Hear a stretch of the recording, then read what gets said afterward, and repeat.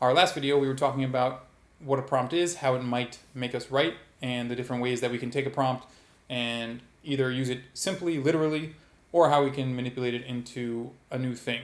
So for me here, I'm going to try and manipulate our color prompt, write about a color, into a more metaphorical and emotional way without using cite. Additionally, we're going to impose that rule, 14 lines. And as I mentioned before, title's going to wait until we're done with this. And not sure how long that's going to take, but again, there's sometimes beauty in the allowing of unknown to pop up as you go. As we're going to avoid cite, I think color, I'm going to go with touch here. I'm not sure how colors taste. Again, you can go with taste. You can go with how color sounds. For me here, I think something about the resonance between physical sensation and emotional sensation might open up things for me. And so we're going to go with the idea of how a color will affect the physical sensation I have. And so when I think of physical sensations and colors, there are some things that come to mind right away, right? Sunlight is yellow for all intents and purposes. And so when we think of sunlight, we think of yellow. And so there could be rays or beams or things like that hitting my skin. We can think of red as in blood, right? Cuts, anything that allows, or bruises, anything that there's blood involved, and sensation as well. Blue as in water, how it hits me, how it sort of laps across you, how it feels as you're floating versus drowning versus on top of the water in a boat or things of that nature. Purple can be flowers, right? You can see how we can keep going with these things. And though flowers don't really touch you, you could touch the petals, they could be soft. Again, your brain is going to go in 100,000 different directions, and you're going to have to sort of rein it in. What's hitting me right now is I want to talk about the color blue. So we're just going to start with the word blue. We're going to turn off my bold. Question as we're going, right? Do you like the automatic the automatic capitalization, or do you not? For me personally, I think as I write lines, I don't like automatic capitalization. I enjoy the idea of being in control of every aspect. I'm sure there's plenty of psychological things implied by that. Maybe all artists are trying to control things that they cannot, or psychologically try and do that. I don't know. Let's not read into it too much. But you'll see that as we go, I'll probably decapitalize as it's going. Microsoft Word has a nice way of automatically capitalizing, which helps when you're writing formal things or more traditionally grammatical things. For poems, you might want to turn it off if you know how to turn it off and on, or you can just do it sort of as you go, and I'm going to just do it as I go for ease sake. So you see how I do it while I'm writing. And so we're going to start with the word blue. That's the color I chose. Simple, right? Now, as we were saying, it sort of feels like water, and we're talking about physical sensation. So what I'm going to go next is blue laps at the skin on my arm. Again, just trying to use that inspiration of physical sensation, of color. And again, here you'll see blue stands in for water. And that's a nice poetic device, right? Where we use one color, or, right, synecdoche, we use a part or a color, and we allow it to stand in for the whole thing. So in this case, instead of water, we're going to use blue. And maybe we'll try and think of other ways blue incorporates in, and you'll see there are different types of blue, right? So right now I'm using a pretty general blue, but if you had a specific type of blue in mind, that might lead somewhere else. It might not. Again, as I'm writing, clearly I'm questioning myself because I'm talking out loud. And so that might be different than your process. As we've talked about, the whole point is not to interrupt yourself while writing. Of course, for demonstrative purposes, I am going to interrupt myself. Perhaps this would have been better if I'd used a already written poem, but I think the spontaneity will override the sort of clarity that comes along with having something written.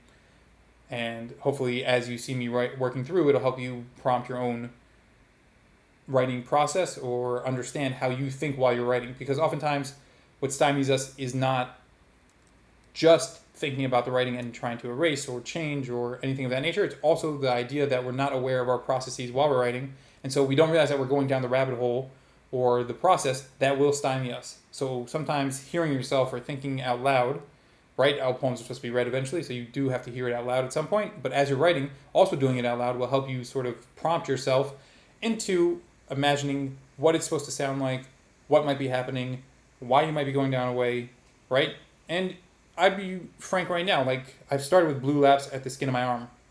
It doesn't sound particularly original to me. It doesn't sound particularly insightful. Right now, it's just sort of an image floating there. Please excuse the pun, but a little bit easy there. It's just sort of sitting there. And so now it's going to be my job to move it into specifics, into how blue laps at the skin of my arm becomes my sensation. So I have to think now, okay, it's lapping at my arm. How does it feel? Because I don't want to just think about, I don't want to think about just the basic understanding. I want to move it into my personal life. So blue laps at the skin of my arm. It touches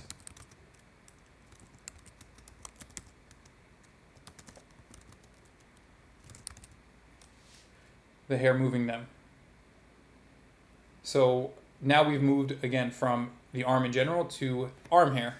And so that allows for more specificity, right? There are people with arm hair, more arm hair, less arm hair. Again, I'm not going to get bogged down by each individual detail, but you'll see that obviously it sort of reveals a little bit of information about me, not too much at the moment, let's say, but it might move somewhere more interesting as we continue going about how the arm hair interact, about how the water, right, or blue sort of moves something freestanding but connected to you. That seems interesting to me as I'm talking about it out loud. The idea of having something attached to your body that moves in a way that you don't control, right? Oftentimes we think about our body as something we are in control of, as something that we move or don't move. But obviously there are a lot of processes within our bodies that we don't control, right? Breathing, autonomic processes. So here we go. I've now moved to blue laps at the skin of my arm. It touches the hair moving them. Again, we can use our repetition and recursion here if we get stuck. And I'm a little stuck at the moment. I'm trying to think. I don't know where it's going. So I might use it. I might not. It's as you go, you sort of figure out. Now having the image in my head, right? Blue laps at the skin of my arm. It touches the hair moving them. So now I'm thinking of how these things move. And one sort of trick is if things seem esoteric to you or out of a little bit too heady, infuse a physical, tangible image. So I haven't talked about the way the blue laps. I haven't given it power. I haven't given it any type of imagery other than it happens to be moving and touching me. So you could go that way. You could add in how powerful it is, how it hits you, does it hurt? You can also talk about the hair. We have now two independent images. How is the hair moving? How is the hair responding to the blue laps? And so that can also reveal how hard it's going, how soft it's going, how often. And so I'm going to go with the hair here. I think, again, because of the repetition recursion idea, the hair is where we're at now. We've already moved on from the blue itself. And so I'm going to keep going with the hair. So blue laps at the skin on my arm. It touches the hair moving them. They wiggle or wriggle, let's say.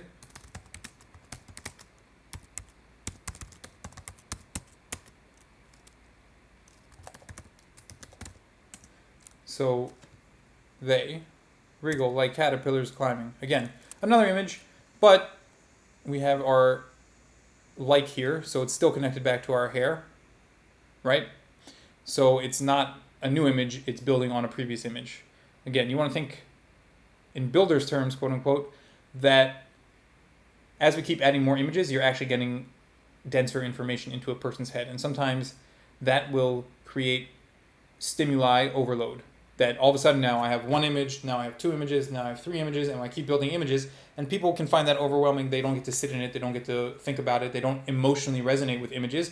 It sort of becomes like a slideshow where you think about your phone, where you have 1,000 pictures sitting on your phone, and all of a sudden you just flip through them, and you flip through them, and you flip through them, and none of them really keep their power. They don't allow you to sit in them until something catches you in the photo, right, and you stop. So now we have images. We have 3 probably images here, though maybe 2.5, how you want to classify, depending on how you want to classify this last one. And so we want to think about emotional resonance and how we can get people to stop. Maybe now they're interested, but now that we have their attention, right, how do we keep attention? Attention is not kept. There could be very, very many interesting images, right? Sometimes that's how people do it, right? You just build more and more interesting images and you keep people's attention. But I think with poetry here, you're going to want to think about how you keep people's attention. Obviously, maybe not consciously while you're writing, but we might want emotional resonance here so that they stay and they connect and that they find it not only interesting visually, but also emotionally. So I have to think now, how do I want to create an emotional resonance, and how do I build that along this idea of images of something lapping at your arm, moving your arm hair, and them wriggling like caterpillars. What is that? Caterpillars was a word I didn't think of until I wrote it down. When I heard the word wriggle or wiggle, either way, something about it screamed caterpillars to me. And caterpillars obviously are about rebirth, right? They exist, they build a cocoon, and then they're reborn. So that's in my head. The idea of waves or something crashing on implies trouble or being uneasy. And so now we have something uneasy leading to something more stable. But the difference is, of course, caterpillars, I don't think, somebody's going to have to correct me, I don't think they know that they're going to become butterflies, right? It's instinctual. They just know that they're going to, I mean, you know, my knowledge of caterpillars is limited to Hungry Hungry Caterpillar. So, or The Hungry Caterpillar, I forget the title even. But The Very Hungry Caterpillar, I don't remember. But everybody knows that book, and so that's kind of where my knowledge comes from. And so it doesn't imply from that book, if we're going to read into that book more than we should, that caterpillars understand that they're about to become butterfly. It sort of just happens to them. And so that brings me back to the idea that I started at first, which is that something is happening troublesome. The blue lapping at the skin of the arm, touching the hair, is troublesome, and so it might lead to something good, but at the moment it feels very, very overwhelming. So let's think about that as an emotional resonance that we want to focus on. They wriggle like caterpillars climbing.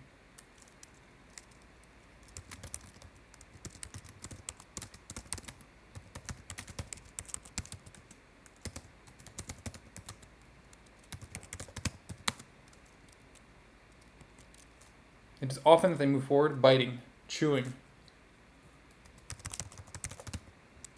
So we're sticking on our image, right, as it's going.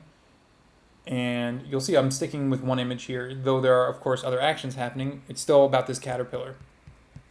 And as I was talking about the very hungry caterpillar, I think, that image of them constantly eating sort of kept going, of course, because it was in my head, prompted in my head. And you'll see that that's how poetry or any writing happens, right? You start with an image, it brings you somewhere, and you keep following that because clearly that's what your brain is trying to accomplish.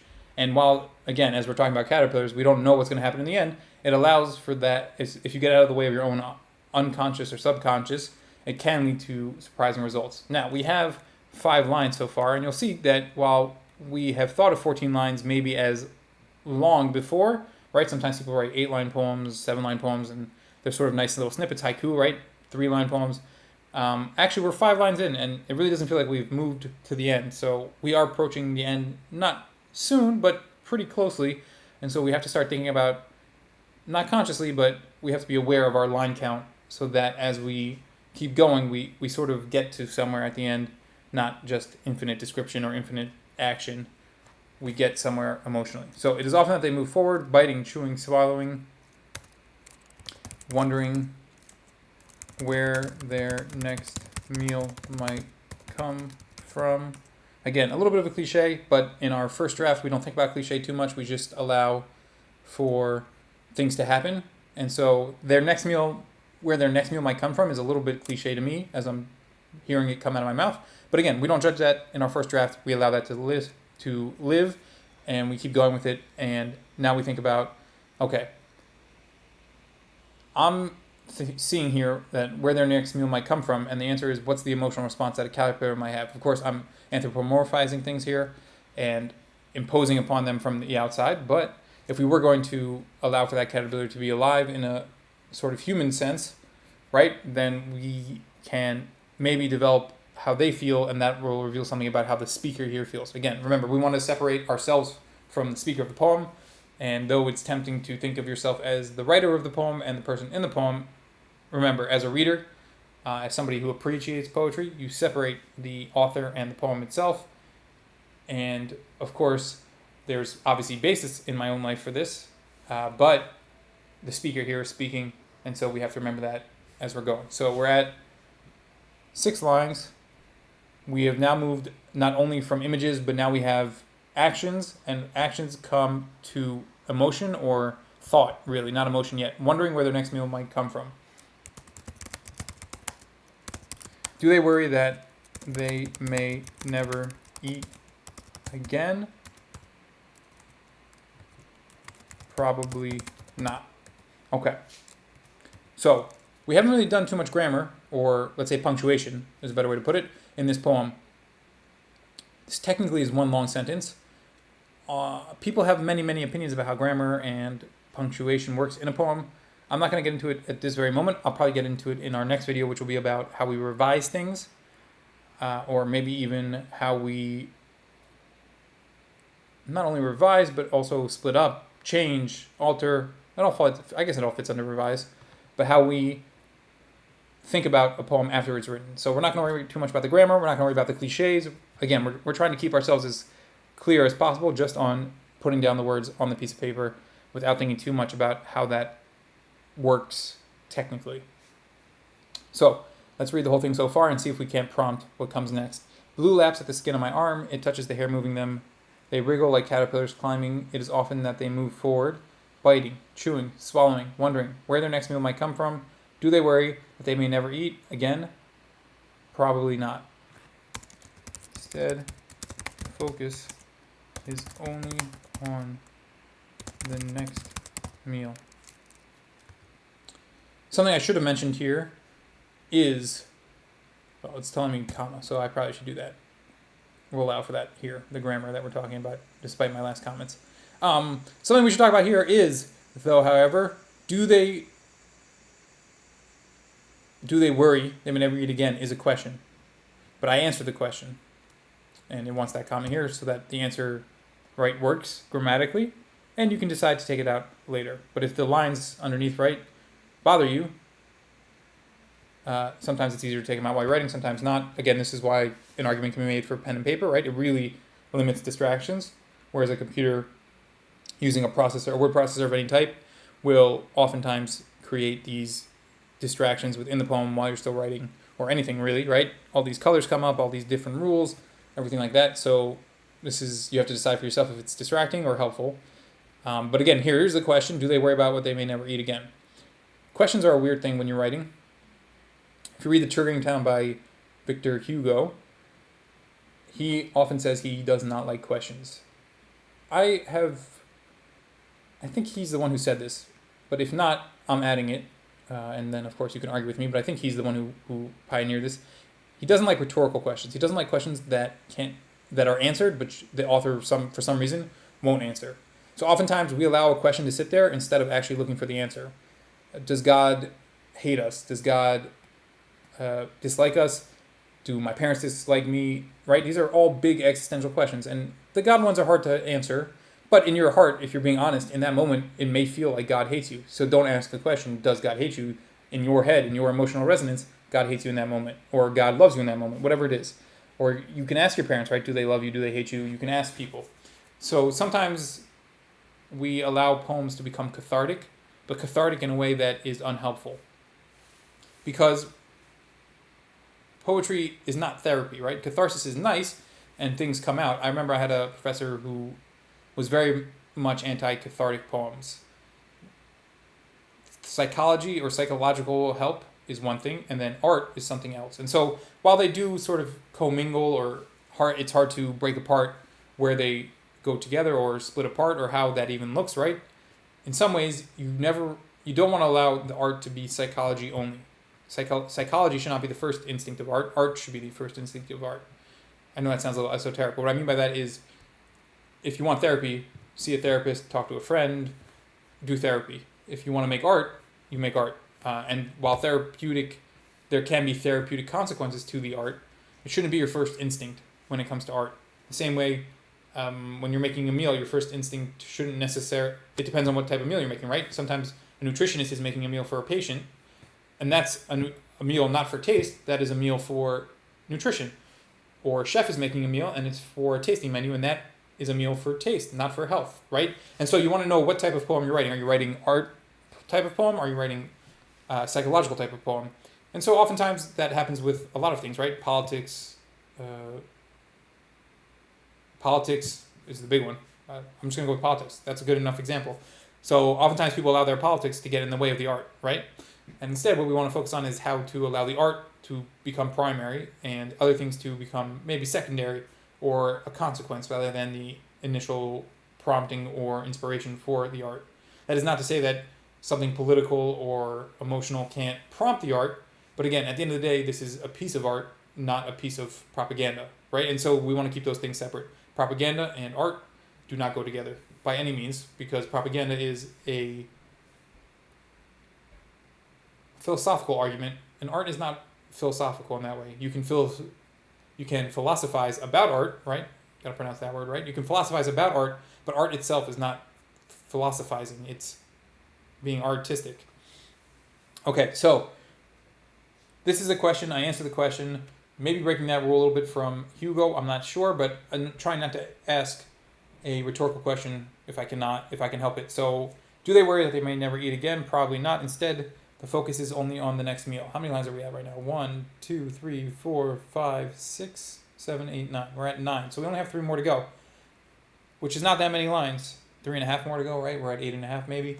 And so we're going to keep going on, and we're going to finish the poem, and then we'll probably stop at the end of that poem. And the next video will be about revision. Instead, the focus is only on the next meal, because their stomach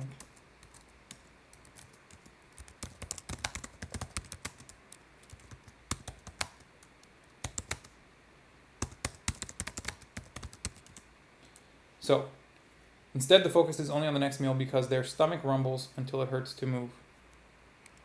We're now at 10 lines completely. Or is it 11? 1, 2, 3, 4, 5, 6, 7, 8, 9, 10. We're at 10 lines, so we have 4 more to go.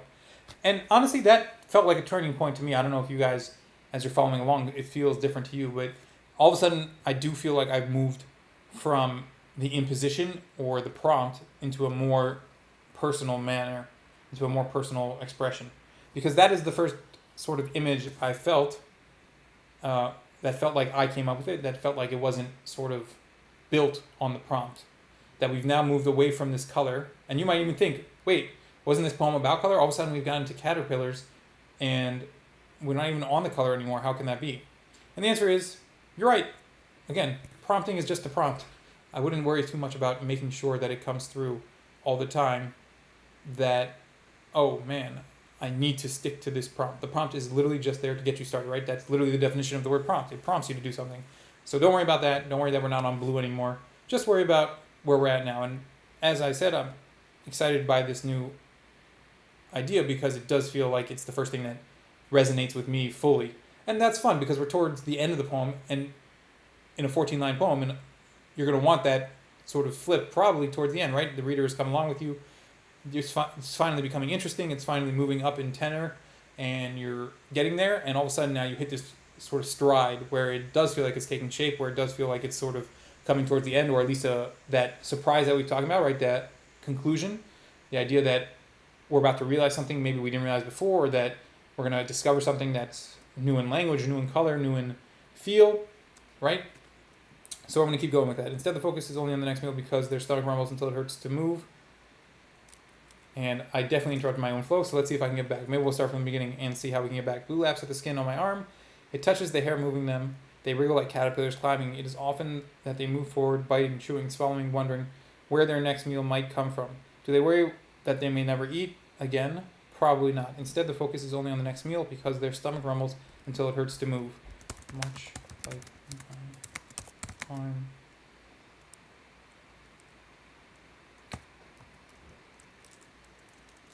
Taped to my side.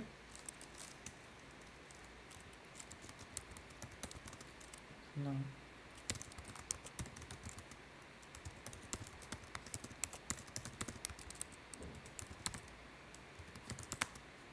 So much like the arm taped to my side, it's not the lack of function that bothers them, but pending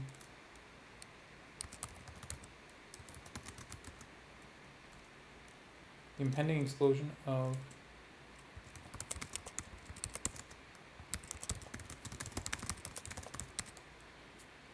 the impending explosion of house arrest leading to the next life. So here's the line.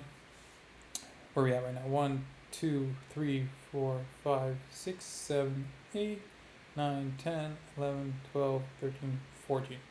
We hit our stride with that image. We have now hit our 14 lines, so we're going to stop here. Again, you can do this another way. You can keep writing. You can write 25 lines and then cut it down to 14 when you think you have them. That's not where I like to do it when I impose that rule, because I do think the rule should be kept once you've imposed it. I think it's, while not against the rules, quote unquote, it's not in the spirit of the rule.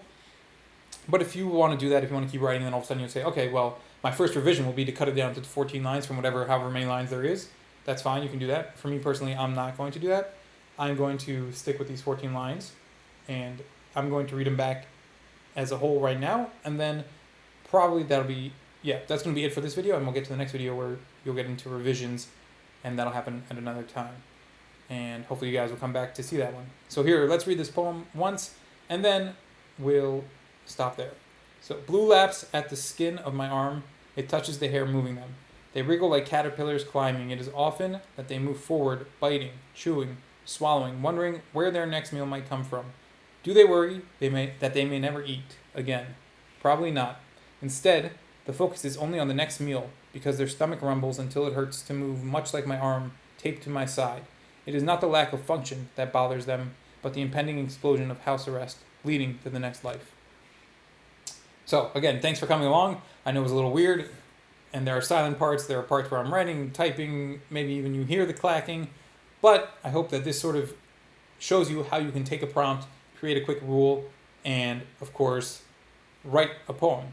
And even maybe think about writing the poem as you're going. Of course, I don't suggest that, but perhaps it works for you. Maybe something I said or how I prompted myself to the next thing might help you consciously move if you're feeling stuck. If not, just allow yourself to go for 14 lines, and hopefully maybe take this prompt to write about a color, and I hope to read those or see them in the comments below or submit it to the journal. And if you enjoyed what we're doing here, please rate, share, and subscribe, and I'll see you next time where we'll get into revisions.